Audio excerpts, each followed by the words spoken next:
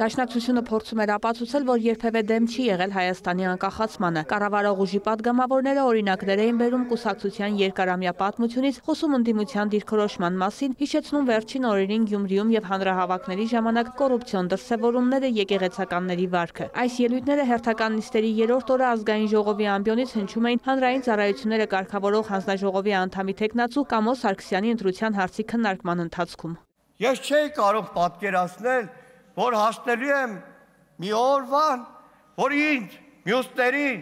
մեղադրեն, որ դուք 5-րդ 40 անկախության դեմ, մեղադրեն դաշնակցության անկախության դեմ, դաշնակցություն, որ տասնամյակներով նաև արդեն անկախ Հայաստանում հպարտացել է փետրվարյան ապստամբությունով։ Ես չեմ մեղադրում առաջին հանրապետության դաշնակցականներին, ես մեղադրում եմ ձեզ,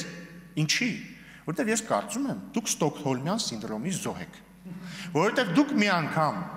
ձեզ բախտ ա վիճակվել ղեկավարել Հայաստանը, որը անկախացել է 600 տարի անց, 2 տարվա մեջ անկախությունը, տեսեք, նույնիսկ չեմ ասում մսխել եք, ուղղակի չեք կարողացել պահել անկախությունը։ Դուք սկսեցիք հակա բոլշևիկյան շարժումից, ավարտեցիք Գյումրիում բոլշևիզմով։ Էսա 130 տարվա ամբողջ պատմությունը։ Օրինակ Վարդանիկի բովանդակ ամբողջ գործունեությունը մարդկային արժանապատվության հետ ոչ մի խնդրեմ չուներ։ Դուք Վարդանիկի գործունեության հետ համերաշխեք մարդկային արժանապատվության տեսանկյունից, հա? Կամ եթե դուք Վարդանիկին հիմա պետքա սենց կուրծքը բանանած պաշտպանեք, եւ Վարդանիկի խիչ էիք առաջադրում բա։ Ընդդիմադիրները դարձյալ կասկածի տակ դրեցին ապա շրջափակման վերաբերյալ իշխանության հաջողությունների հարցը։ Այս մարդը բացել անոր դուր դեպի ուր դուշման դարասի։ Ժողովուրդ ձեռ եք առնում ձեզ։ Այդ նույն սահմանային անցումն է, որը էլի Վրաստանով է գալու։ Որ դուրն է բացվել, Վրաստանի դուրը պետքա փակվի։ Քողարկում եք ձեր այդ կեղծ խաղաղասիրությունը, այսպես կոչված ցորենի ներմուծման իբր ճանապարհի բացման հետ, առանց անգամ ամոթ զգալու, որ նույն Արցախը ապահովում էր Հայաստան ներմուծվող ցորենի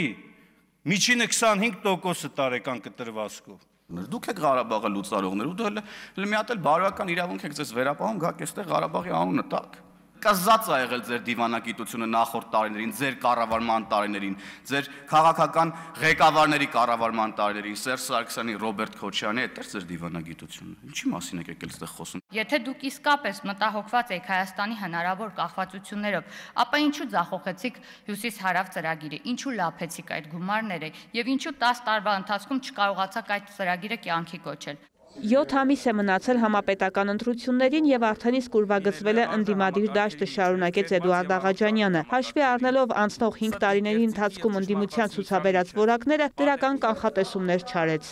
Չտրվեք ռոբասերժական աղմուկ հիշեցնող Հայաստանի դեմ հիբրիդային պատերազմի զենք հանդիսացող լրատվական միջոցների գրողներին։ Եղեք գրագետ, եղեք մեդիա գրագետ եւ ուսումնասիրեք 98-ից 2018 թվականների մամուլը, որպեսզի պատկերացնեք, թե ում եւ ինչի հետ գործ ունեք։ Իշխանությունը հակասական հայտարարություններով մոլորությունների մեջ է գցել ժողովրդին, որպես ապացույց Գարդիկ Դանիելյանը ամբիոնի մոտ հնչեցրեց Նիկոլ Փաշինյանի նախկինում արած հայտարարությունները։ Ենթատեքստից կտրված են, փաստեցին մեծամասնության պատգամավորները։ Հայկ Մամիջանյանը որոշել էր ելույթում շեշտը դնել կառավարության արտաքին քաղաքական ճակատում թույլ տված սխալների վրա։ 2020-ի կորոնավիրուսի հաղթահարումից մինչև օգոստոսի 8-ին ստորագրված փաստաթղթեր, ըստ նրա որևէ հաջողություն չի արձանագրվել, իսկ այն ինչ տեղի է ունեցել նախորդիվ կատարված ձեռքբերումների արդյունք է համարում։ Ձեր արտաքին քաղաքականությունը գիտեք որն է, երբ որ դուք 3 հիմնարար սկզբունքներից տարաք իրավունքների պաշտպանություն եւ անվտանգություն, ասում էինք այն ժամանակ մի արեք, աղետ ա լինելու։ 21-ի արտահերթ ընտրությունների ժամանակ, այդ որ մուրճը առել էիք ընկել էիք Հայաստանի մարզերի ջանին։